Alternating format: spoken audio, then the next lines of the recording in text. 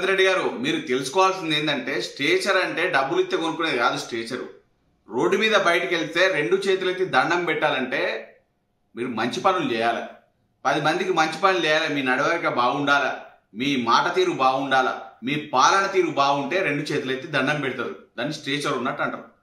అంతేగాని మీకు సీఎం పదవి ఉంటనో లేకపోతే పిఎం పదవి ఉంటనో లేకపోతే ఎంపీనో ఎమ్మెల్యే అయితేనో దాన్ని స్టేచర్ అన్నారు. మనం చేసే పనుల బట్టి స్టేచర్ అనేది వస్తుంది. అది మీకు లేదు.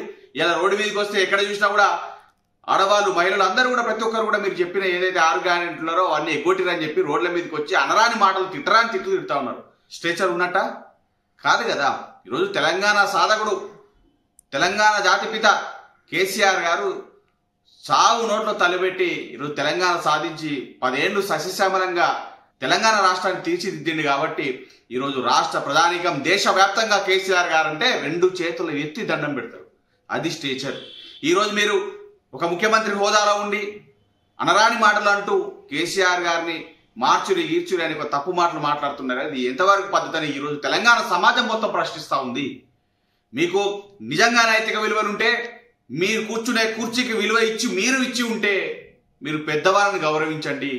ఈ తెలంగాణ రాష్ట్రంలో కేసీఆర్ గారు ఎన్నో ఏళ్ళు రాజకీయ అనుభవం ఉన్న వ్యక్తి, ఎన్నో ఏళ్ళు ఎన్నో పదవులు అనుభవించి, ఆయనకు పదవులు ఏం కొత్త కాదు, ఎన్నో పదవులు అనిపించి తెలంగాణ రాష్ట్రాన్ని తీసుకొచ్చింది. కాబట్టి ఈరోజు ఇదే తెచ్చిన తెలంగాణ రాష్ట్రంలో మీరు ముఖ్యమంత్రిగా కూర్చున్నారంటే ఆ దయ కూడా కేవలం కేసీఆర్ గారి దయే. కాబట్టి ఇలాంటి పిచ్చి పిచ్చి మాటలు మానుకొని పద్ధతిగా వ్యవహరిస్తే రేపటి రోజు పక్క దేశాల్లో లేకపోతే పక్క రాష్ట్రాల్లో ఇంకోరు పెట్టుబడులకు మన దగ్గరకు వస్తారు.